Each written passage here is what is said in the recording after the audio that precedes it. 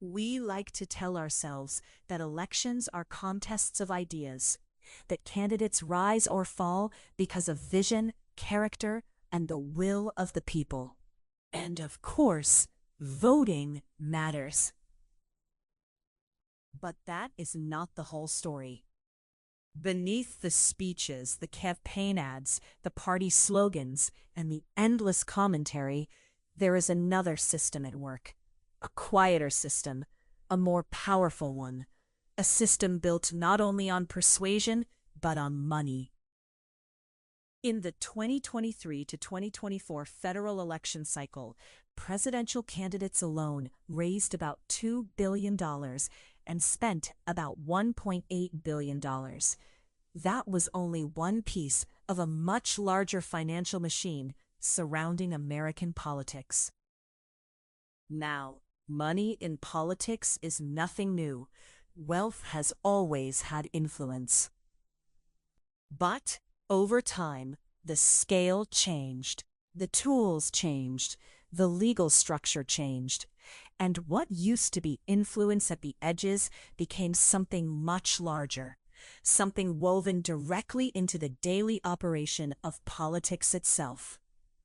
Today, political money flows through campaigns, party committees, PACs, super PACs, nonprofits, lobbying networks, media buys, consultants, digital targeting systems, and issue groups. And that matters because influence is not only about buying votes in Congress. The deeper problem is dependence. When running for office requires enormous sums of money, candidates and parties become dependent on the people and institutions capable of supplying it. That does not mean every politician is corrupt. It does not mean every donor is sinister. And it does not mean every policy outcome is directly purchased. It means money helps shape the field before most citizens ever enter it.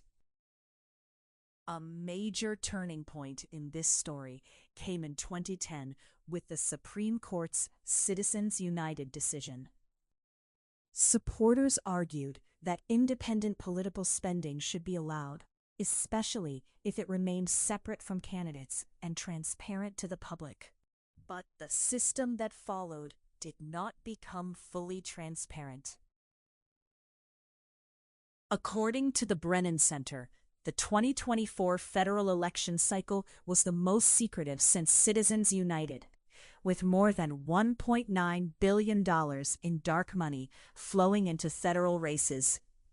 The same report says that since Citizens United, dark money groups have spent at least $4.3 billion on federal elections.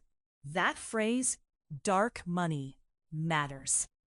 Because democracy depends not only on speech, but on visibility. If vast sums can influence elections while the real sources remain obscured, then the public is being asked to judge a political system they cannot fully see. And the influence of concentrated wealth does not stop with hidden spending. In the 2024 race, super PACs supporting the major presidential candidates raised more than twice as much from donors giving at least $5 million as they did in the previous presidential cycle. Think about what that means. Not that a handful of wealthy people control everything. They do not. But it does mean a tiny class of people can shape the political battlefield in ways ordinary citizens cannot. A teacher, a veteran, a mechanic, a nurse, a warehouse worker, a retiree. These people may vote, volunteer, donate modestly, and speak out. But they do not have the same ability to flood the system with money, shape the media environment, or make themselves impossible to ignore. That is how democracy can remain formally intact while becoming less equal in practice. And today, that media environment matters more than ever. The Brennan Center reported that political advertisers spent at least $1.9 billion on online ads during the 2024 election across Meta, Google, Snap, and X alone. And even that figure is considered an underestimate. So, political money is not just buying airtime in the old television sense. It is buying reach, repetition, targeted visibility. It is helping shape the informational atmosphere in which citizens try to make sense of public life. This does not require a single conspiracy. The wealthy are not one united bloc. They compete. They back different parties, different ideologies, different candidates, and different causes. But even when they fight among themselves, they still occupy a different political universe from ordinary citizens. Money does not need to dictate every outcome to alter the overall direction of the system. It only needs to exert enough pressure, consistently enough, that public life bends toward those best positioned to finance it. And that bending has real consequences. It affects which problems are treated as urgent. It affects whose pain becomes politically visible. It affects whether public officials spend their time listening to citizens or dialing for dollars. None of this means reform is impossible.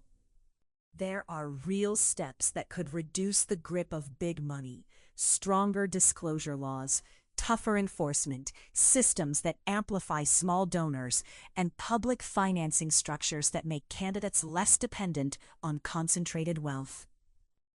The Brennan Center points to small donor public financing as one way to broaden participation and reduce the dominance of a narrow donor class.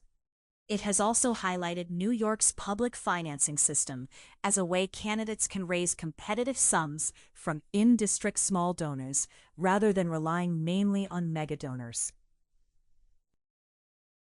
Money will always exist in politics. The question is not whether influence can ever be eliminated. It cannot. The question is whether democratic government remains meaningfully answerable to the people as a whole, or whether it drifts further into a system where those with the deepest pockets help set the limits of what politics can be. Because if citizens are allowed to vote, but money shapes the field, frames the debate, amplifies the message, and narrows the choices long before Election Day, then democracy is not gone, but it is bent. That is why money in politics is not a side issue. It is not background noise. It is part of the system beneath the noise. Thanks for watching Hot LZ. If you value open discussion and real American voices, make sure to like, subscribe, and share this video. And join the conversation at hotlz.com.